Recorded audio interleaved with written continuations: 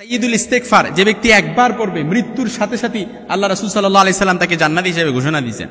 সুবহানাল্লাহ ওয়া বিহামদি। একবার যদি পড়ে, আল্লাহ রাসূল সাল্লাল্লাহু আলাইহি সাল্লামের হাদিস বুখারীর বর্ণনা এসেছে, কিতাবুদ দাওয়াতের মধ্যে আপনারা পেয়ে যাবেন হাদিসটি 2323 নম্বর হাদিস। আমি আপনাদেরকে হাদিসের স্পষ্ট ন্যারেশন শোনাচ্ছি। এর আগে কেউ যদি সাইয়্যিদুল ইস্তেগফার না পারেন, যে হুজুর সাইয়্যিদুল ইস্তেগফার কিভাবে শিখবো, মুখস্থ করার জন্য আমি আপনাদেরকে বলবো যে আপনি আমার কাছে ওইভাবে সময় না দিতে পারলে, সময় স্পেন্ড না করতে পারলে, আপনি যে কোনো সময় আপনার ঘরের বাসায় আপনি এখনই গুগল কিংবা ইউটিউবে সার্চ বাটনে আপনি লিখেন সাইয়্যিদুল ইস্তেগফার, লিখেন, সাথে সাথে চলে আসবে। সেখান থেকে আপনি চাইলে মুখস্থ করতে পারবেন।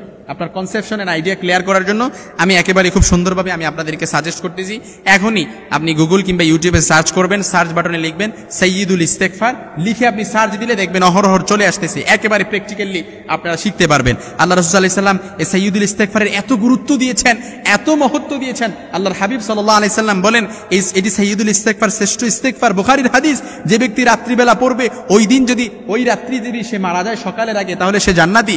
আবার যে ব্যক্তি দিনের বেলা পড়বে, ওই দিনে যদি সে মারা যায়, সে জান্নাতি। কারণ এই সাইয়্যিদুল ইস্তেগফার এটি হচ্ছে সর্বশ্রেষ্ঠ ইস্তেগফার।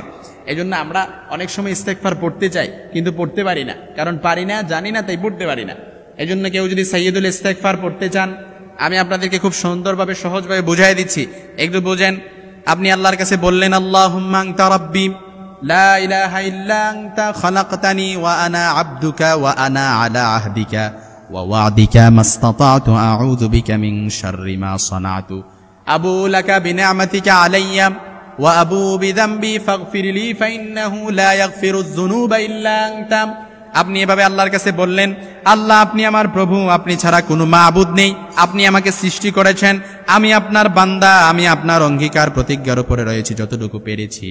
আমি আপনার কাছে প্রত্যাবর্তন করছি। আপনি আমাকে যত নিয়ামত দান করেছেন তা সহ আমি আপনার কাছে প্রত্যাবর্তন করছি, আমার পাপ সহ। অতএব আপনি আমাকে ক্ষমা করে দেন, কারণ আপনি ছাড়া কেউ পাপ ক্ষমা করতে পারবে না। এই জন্য আপনি আল্লাহর কাছে যান, আল্লাহ আপনি আমাকে ক্ষমা করে দেন। এই অর্থগুলো যদি আপনি হৃদয়ঙ্গম করেন, একটু বুঝেন আপনি কিভাবে আল্লাহর কাছে নত হচ্ছেন। আল্লাহ আপনি ছাড়া কেউ নাই আমার, আমি আপনার কাছে প্রত্যাবর্তন করছি, আমার পাপ সহ, আমার যত পাপ আছে সব পাপগুলো নিয়ে আমি আপনার কাছে প্রত্যাবর্তন করতেছি। আল্লাহ আপনি আমাকে ক্ষমা করে দেন, আল্লাহ আপনি আমাকে মাফ করে দেন। আপনি যদি ক্ষমা না করেন, আমার আর কেউ নাই আমাকে ক্ষমা করবে। আপনি যদি মাফ না করেন, আল্লাহ কেউ নাই আমাকে মাফ করে দিবে। এইভাবে যদি কোনো বান্দা আল্লাহর কাছে মাফ চায়, আর আল্লাহ তাআলা যদি তাকে মাফ করে দেয়, এই দুনিয়াবি যত পেরেশান আছে, যত দুশ্চিন্তা আছে, সব দুশ্চিন্তাও তার হালকা হয়ে যাবে। কারণ বান্দার ভেতরে যত পাপ থাকে, এই পাপগুলো তাকে দুশ্চিন্তা বাড়িয়ে দেয়, এই পাপগুলো তাকে উদ্বেগ উৎকণ্ঠা বাড়িয়ে দেয়। এই পাপগুলো থেকে যখন বান্দা তাকে মুক্ত করে দেয়, তার একটা হালকা অনুভূতি হয় যে তার সমস্ত গুনাহ মাফ হয়ে গেছে, তার একটা হালকা অনুভূতি তার ভেতরে কাজ করে। এইভাবে আল্লাহর কাছে মাফ চান, রিপেন্টেন্স হন, অনুতপ্ত হন।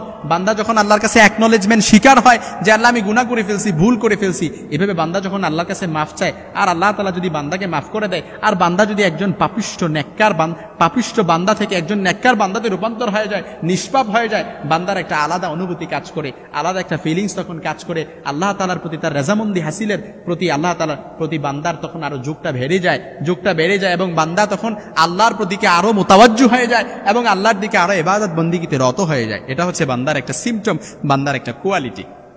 আর আল্লাহর একটা সিম্পটম, আল্লাহর একটা কোয়ালিটি হচ্ছে যে বান্দা যদি পাপ করে আল্লাহর কাছে মাফ চায়, সাথে সাথে আল্লাহ তাআলা মাফ করে দেয়। গাফিরিয যামবি ওয়া কাবিলিত তাওব, সহিহ বুখারীর বর্ণনা এসেছে।